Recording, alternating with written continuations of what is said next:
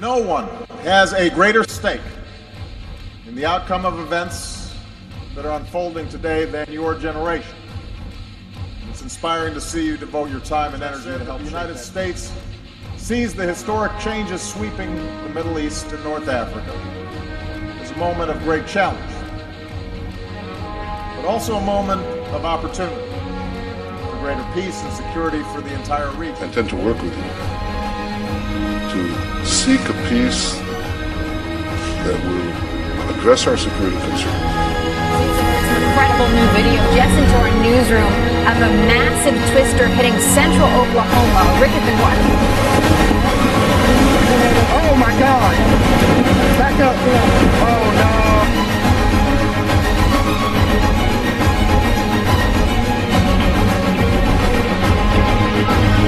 Hey!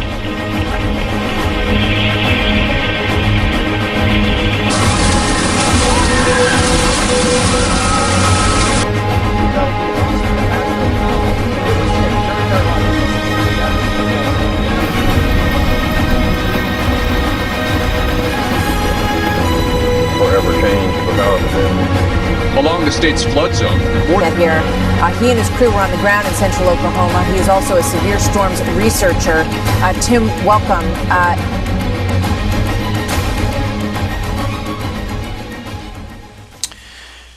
Eh bien, un auditeur m'a envoyé, pour compléter la désinformation, m'a envoyé une vidéo très récente faite par la NASA.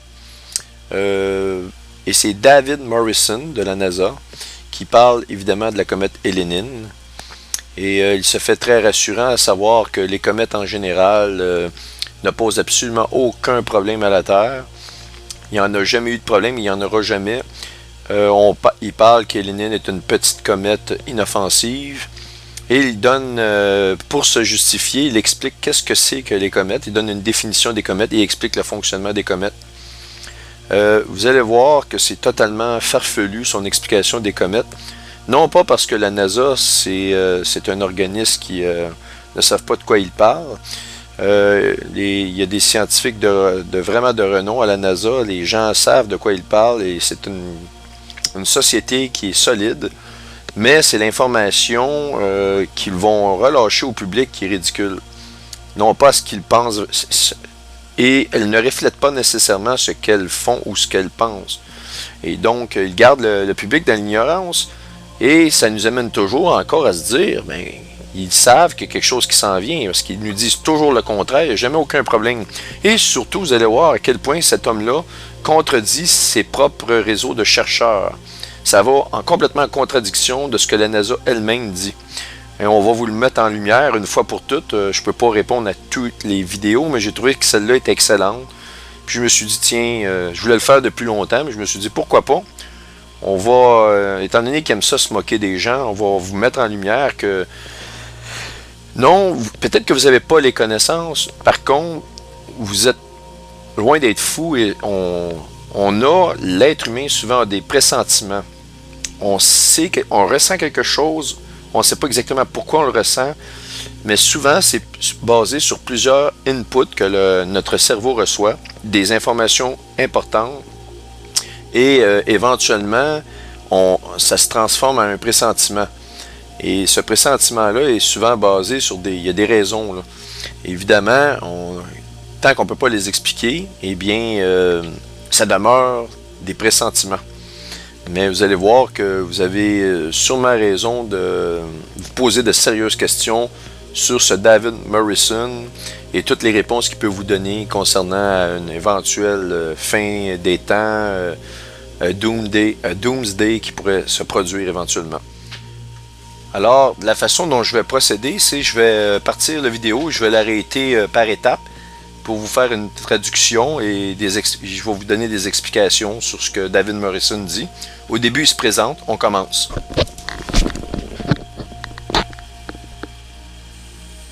Hi, my name is David Morrison. I'm a NASA space scientist, and I'd like to talk to you briefly about Comet Helene. Il dit, bon, mon nom est David Morrison, je suis un scientifique de la NASA. Je vais vous parler brièvement de la comète Helene. Now, this little comet is nothing special except that you probably know on the internet there's all kinds of wild stories saying that it's going to hurt us or il dit, bon, cette petite comète-là n'a rien de spécial à part toutes les histoires folles qu'on peut voir, que vous pouvez lire ou entendre sur Internet, à propos que cette comète-là va nous créer des problèmes et c'est ça, on continue. Et qu'on doit avoir peur de cette comète-là.